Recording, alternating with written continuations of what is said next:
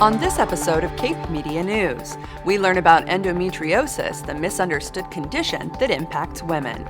Barnstable Clean Water Coalition hosts a workshop to discuss the Marstons Mills Cranberry Bog Restoration Project, and we go behind the scenes at Cape Cod Path's Candlelight Vigil for Human Trafficking Awareness Month.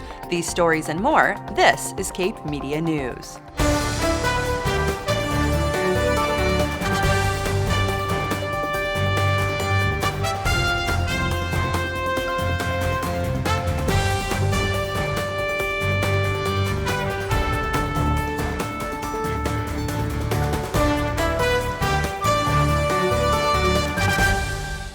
This is Cape Media News, your local authentic newscast for Cape Cod. I'm Gabrielle Rawson. Thank you for joining us.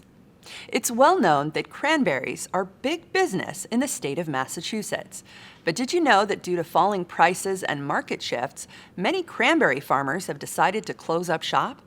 To make use of the hundreds of acres of unused land, the Massachusetts Department of Ecological Restoration created the Cranberry Bog program, a program that works with nonprofits around the state to turn retired bogs into wetlands. To help address Cape Cod's ongoing issues with nitrogen pollution, several local water quality stakeholders are testing out a pilot program in Marstons Mills. If successful, it will not only provide a green exit strategy for cranberry farmers, but also improve water quality in our area. Emily Tulloch reports. Over 1,000 cranberry farms exist in North America.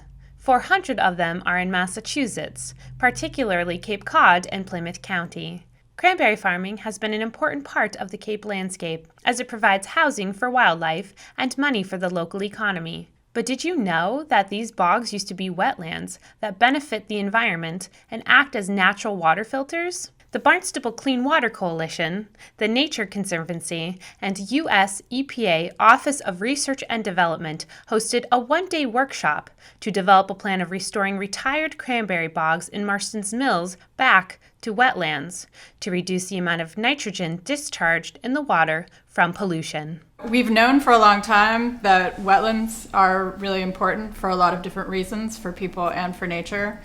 And restoration of cranberry bogs is a really big opportunity in Massachusetts right now as our economy is changing. People are choosing to retire. We have 15 or 20,000 acres of land that have been used as cranberry bogs that needs to transition to doing something else. And one of the jobs that those properties can do for us is to reduce nitrogen. The headwaters of the Marstons Mills River, a river that carries about 40% of the excess load of nutrients that flows into the Three Bays estuary, travels through these cranberry bogs. That's unique. That's unusual. And most cranberry bog systems aren't in that position. Here they are. Think about the thick sand layer or just the ditches that dry out a site, that inhibit or prevent those landscapes from doing what they do best, which is be wetlands. So to me, what we have here is an opportunity to work in these places that were wetlands once, that are degraded today, and make them healthy again to provide those services for local communities in the future. Clean water is important for the health of people, wildlife, and the environment, but it also contributes to the tourism economy that Cape Cod thrives on, especially during the summer seasons. Water quality is important to the Cape because the Cape Cod's economy is based on tourism. If people can't go swimming, or if the water's really gross so they can't go sailing, if they can't even harvest a clam, they're not going to want to come here and they'll spend their money somewhere else. If you lose habitat, if you lose things like eelgrass, that has an impact on fish populations, it has an impact on aesthetics, it has an impact on the economy. The workshop gathered individuals of different fields to brainstorm and evaluate restoration and intervention techniques that can help reduce the nitrogen pollution problem. No one person has all the tools in their toolbox when they walk in the room. So you need to have engineers and scientists to start, then you need to have policy people, and you need the regulators in the room. You need a variety of other different expertise in the room. When you get all those people in the room and you can get them talking, then you come up with plans that no one person could put together. Those involved hope the data and results from this study can be used to help fund further bog restoration in other towns. If we can show that restored wetlands on retiring cranberry farms removes nitrogen that benefits the communities. In my view, maybe that helps us identify more resources to steer retiring farms and willing landowners down this path. If this plan works, there are cranberry bogs at the headwaters of rivers across Cape Cod, and that means that we can take these strategies here and implement them in other areas to also save those towns money as they start to move forward with wastewater projects. The Marstons Mills Cranberry Bog Restoration Workshop took place on December 13th at Cape Cod Community College. In West Barnstable, for Cape Media News, I'm Emily Tellick. If you'd like to know more about the Marstons Mills Cranberry Bog Restoration Project, you can visit Barnstable Clean Water Coalition's website at barnstablecleanwater.org. Up next, Life After Endometriosis with Cape Cod local Jamie Carter.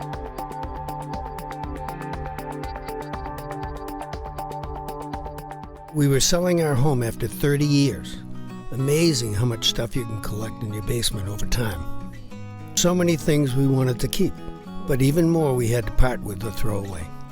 As I was sorting through things, I came across an old glass jar of elemental mercury. I didn't even remember where or why I had it hanging around, but I knew I didn't want to throw it in the trash.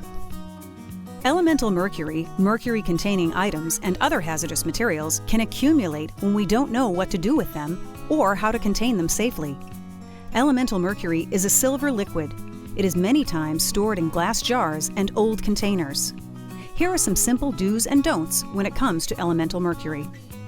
Never dump or dispose elemental mercury or items that contain mercury, like old thermometers, barometers, watch batteries, or CFL bulbs, into the trash.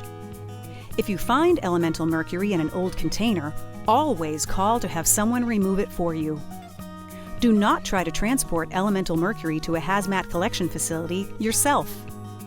Always ask if what you are throwing away might contain mercury or be hazardous. Go online or contact your city or town to find out what type of mercury collection program is available to get the right assistance with containment. Our new living situation will change, but our love and concern for the environment will always be the same. It was easy to take a moment and do the right thing and make a difference.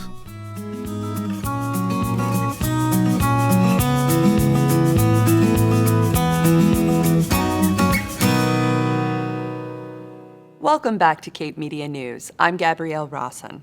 Well, you may have never heard of it, but endometriosis is a chronic and painful condition that affects more than 10% of all women in the United States.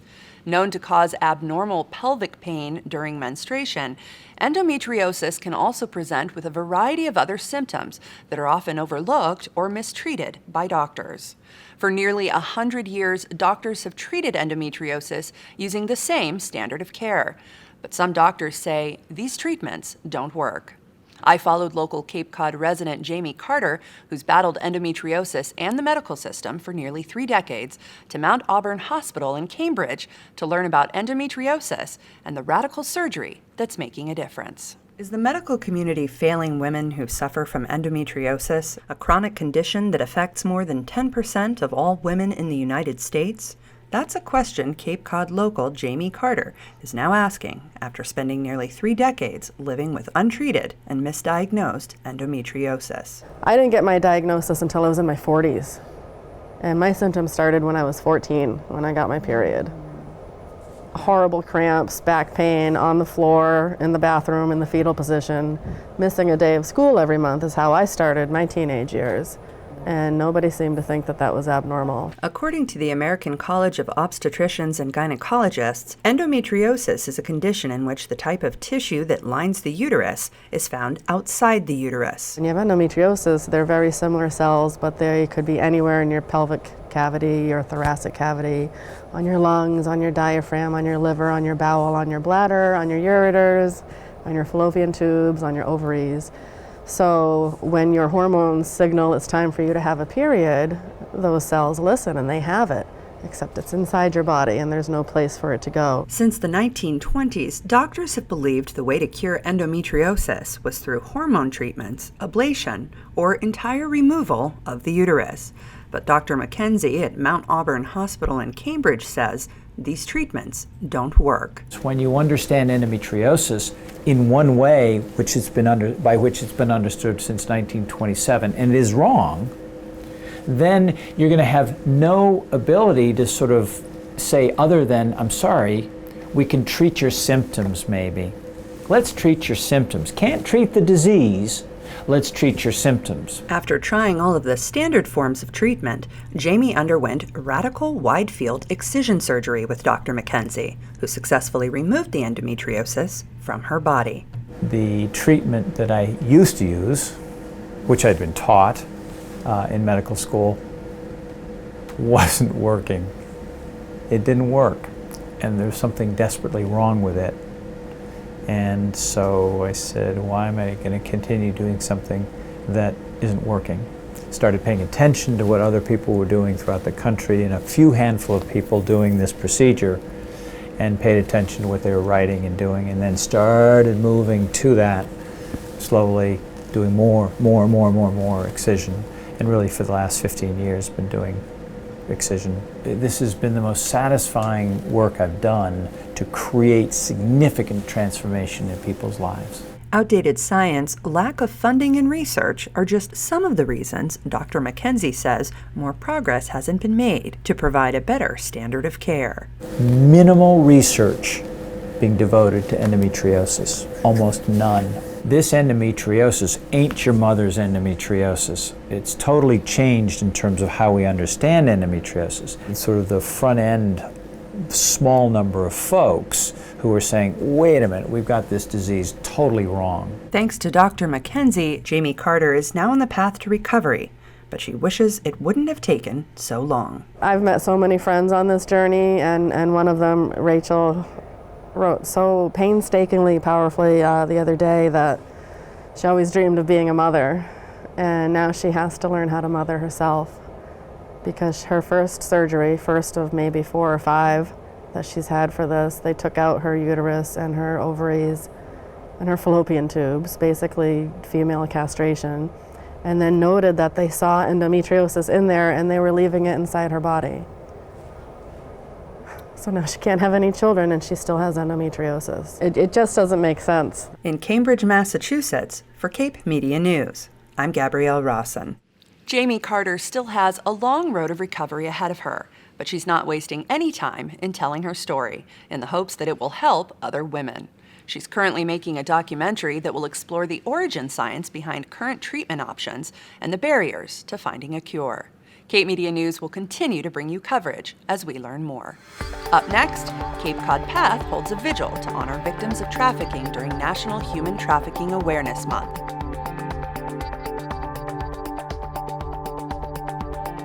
Have you noticed?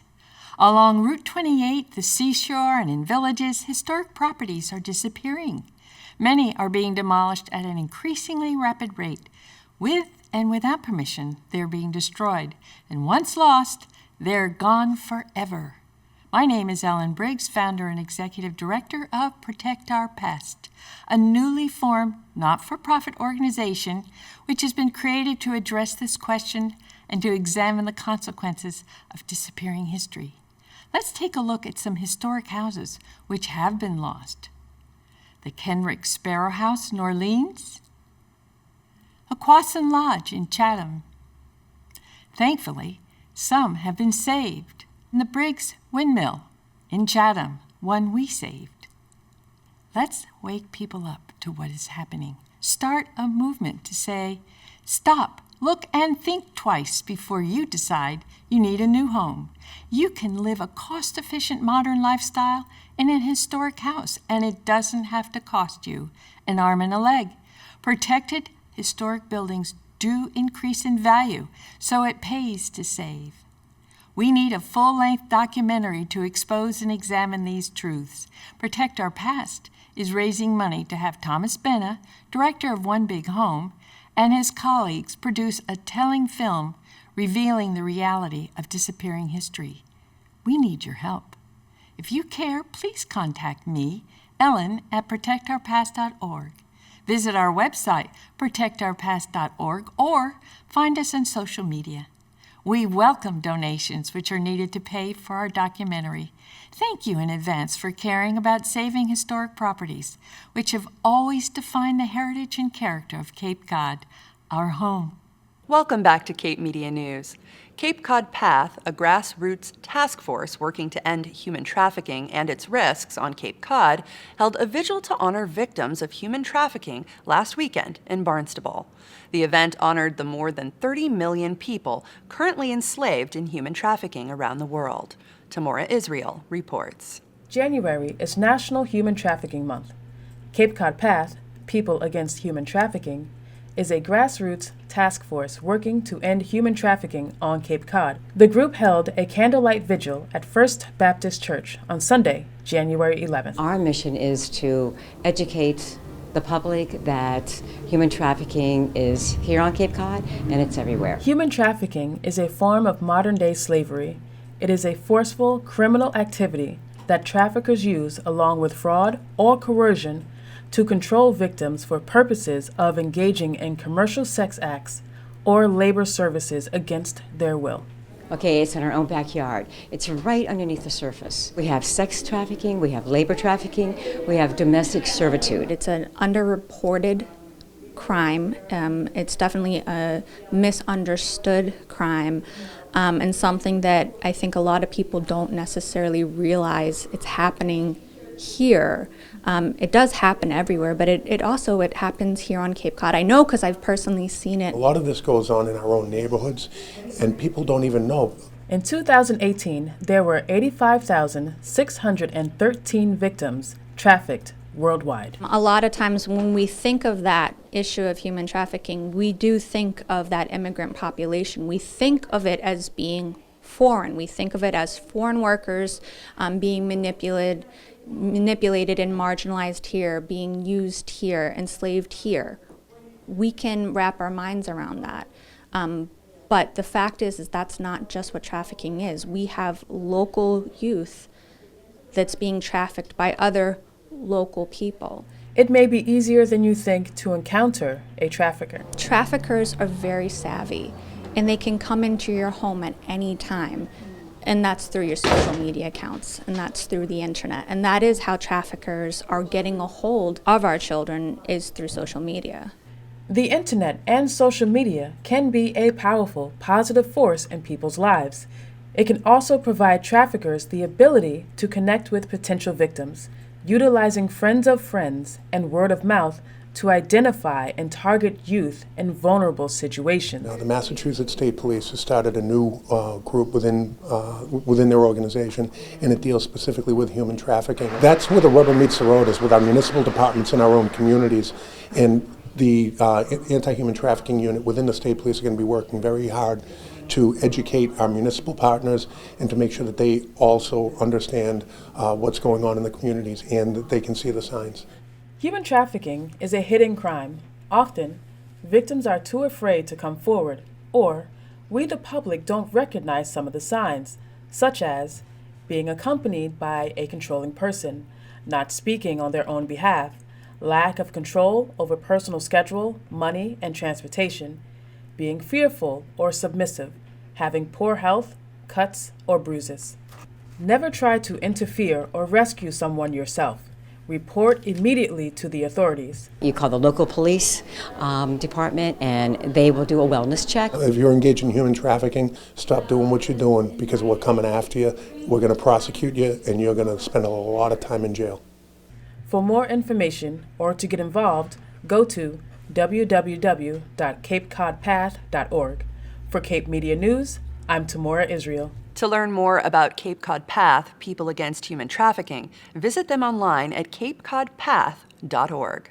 Well, that brings this week's episode of Cape Media News to a close.